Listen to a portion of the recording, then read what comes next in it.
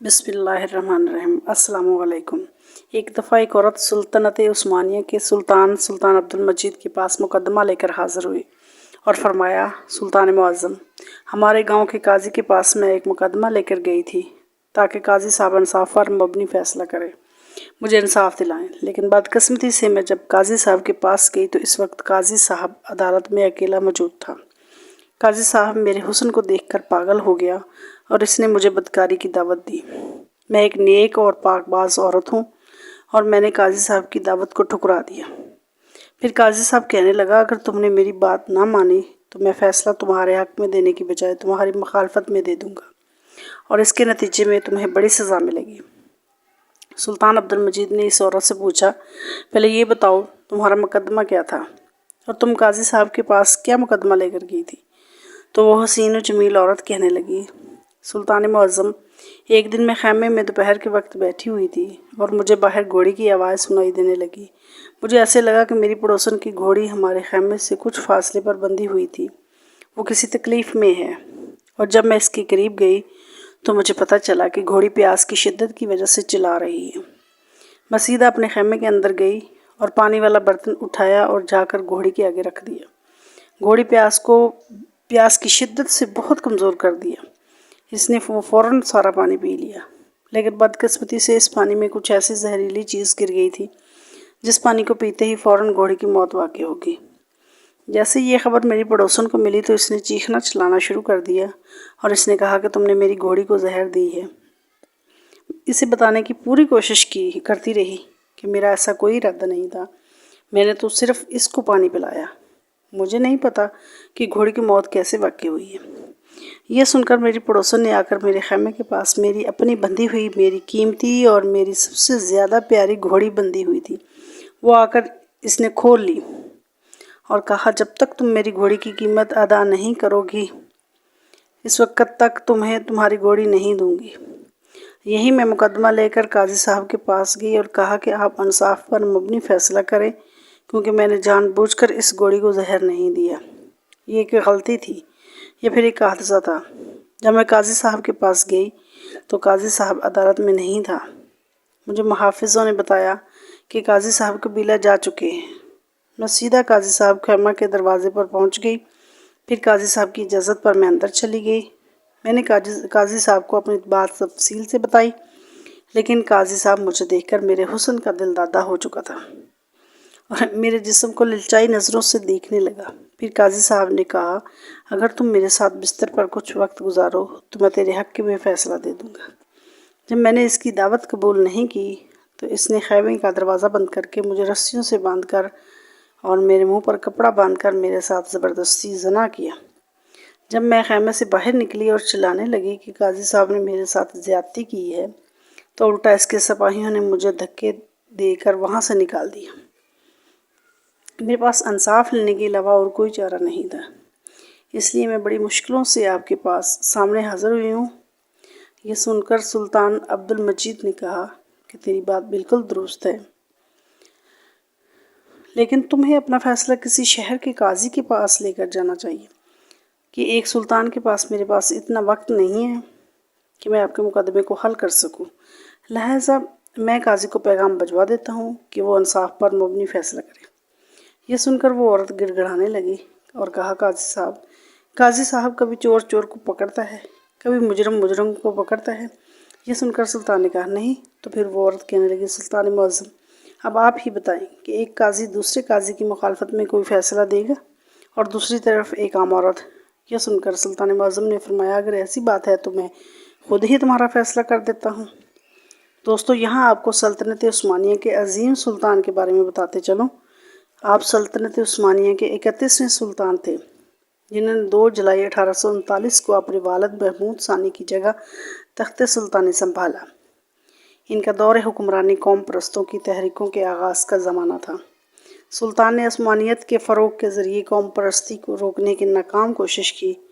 हालांकि उन्होंने नए कवानीन बनाए और इस्लाहात के ज़रिए गैर मुस्लिम और गैर तुर्क अक़वाम को उस्मानी माशरे में ज़म करने की भरपूर सही की।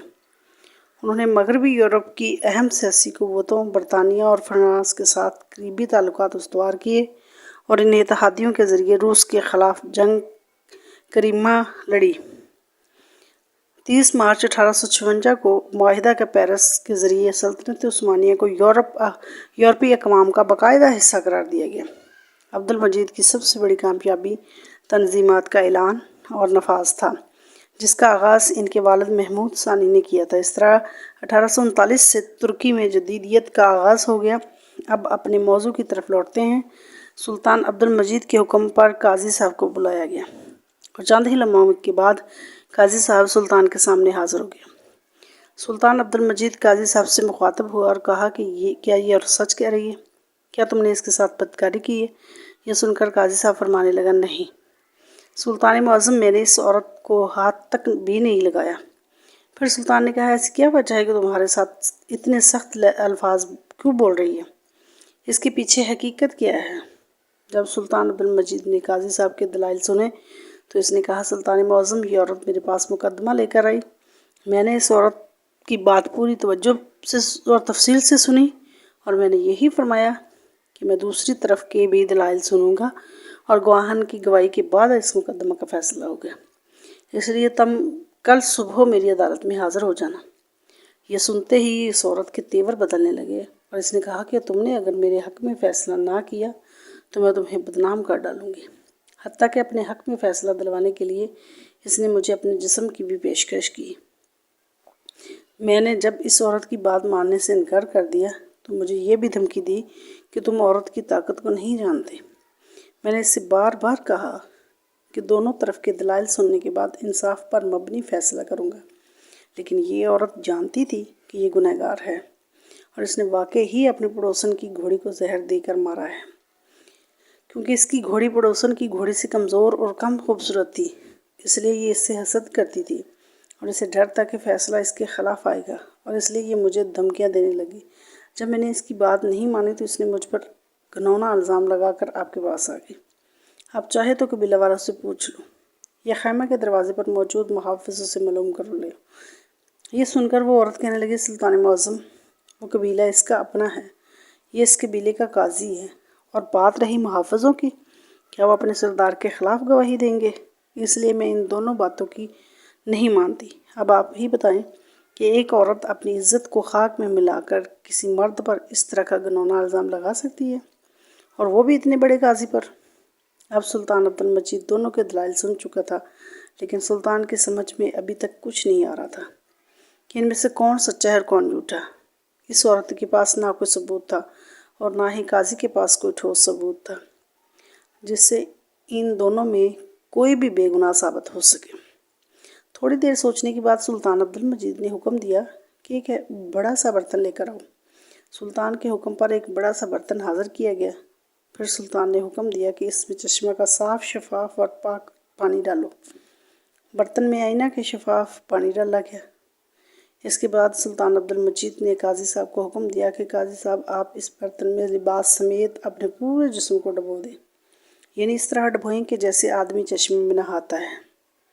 قاضی صاحب نے سلطان کے حکم کی تعمیل کی اور فوراً اس برتن کے اندر پیر رکھ کر نہانے لگے۔ سارے درباری حیران تھے کہ سلطان معظم کیا کر رہے ہیں۔ اس کے بعد سلطان عبد المجید نے حکم دیا کہ میرا اپنا ذاتی گھوڑا لے کر آؤ۔ تھوڑی ہی دیر گزری کہ سلطان کا گھوڑا سلطان کے سامنے حاضر ہو گیا۔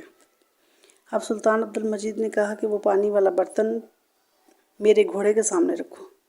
جیسے ہی وہ پانی کا برتن سلطان کے گھوڑے کے سامنے رکھا گیا تو گھوڑے نے فوراً پانی پینا شروع کر دیا۔ یہ دیکھ کر سلطان عبد المجید نے کہا، اے چلاک عورت، تم سراسر جھوٹ بول رہی ہو۔ قاضی صاحب بالکل بے گناہ ہے اور اس نے تمہیں ہاتھ تک نہیں لگایا۔ حتیٰ کہ میں یہ کہہ سکتا ہوں کہ قاضی صاحب کا دامن بالکل پاک، صاف اور شفاف ہے۔ یہ سن کر تمام درباری بڑے حیران ہوئے کہ ایک برتن میں نہانے اور گھوڑی کے پانی پینے سے کیسے پتہ چلا کہ قاضی صاحب بے گناہ ہے اور عورت گنہگار ہے۔ تو یہ سن کر ایک وزیر بول پڑا، سلطان معظم، آپ کو کیسے پتہ چلا کہ قاضی صاحب بے گناہ ہے اور یہ عورت جھوٹ بول رہی ہے؟ تو سلطان عبد المجید نے کہا کہ میرے گھوڑے کی یہ خاصیت ہے کہ یہ نجس پانی کو منہ نہیں لگاتا۔ پینا تو دور کی بات، اگر قاضی صاحب نے اس کے ساتھ بدکاری کی ہوتی تو یہ پانی نجس ہو جاتا اور گھوڑا اس کو کبھی मुंह नहीं लगाता, इसलिए ये औरत सरासर झूठ बोल रही है। इसके बाद सुल्तान ने इस औरत को कहा कि अपने अल्फाज में तुम सच सच बता दो, वरना तुम्हें ऐसी सज़ा मिलेगी कि तुम औरों के लिए निशान इबरत बन जाओगे। जब औरत के पास और कोई चारा न रहा तो इसने सुल्तान अब्दुल मजीद और तमाम दरबारियों के सामने अपने गुनाह का इकरार कर लिया और बताया कि जैसा काजी साहब ने कहा था वैसी ही बात है। मैंने ही अपनी पड़ोसी की घोड़ी को जहर देकर मारा है और इस सज़ा से बचने के लिए मैंने काजी पर यह इल्ज़ाम लगाया। इसके बाद सुल्तान अब्दुल मजीद ने फैसला सुनाया कि घोड़ी के कत्ल के एवज़ तुम्हें घोड़ी का जुर्माना अदा करना होगा और एक मुअज़्ज़ज़ और नेक ईमानदार काजी पर घिनौना इल्ज़ाम लगाने के जुर्म में तुम्हें 1 साल के लिए ज़िंदान में डाल दिया जाता है। मेरे चैनल को सब्सक्राइब कीजिए, लाइक भी कीजिए, अगर पसंद आए तो शेयर भी कर दीजिए। बड़ी मेहरबानी होगी आपकी।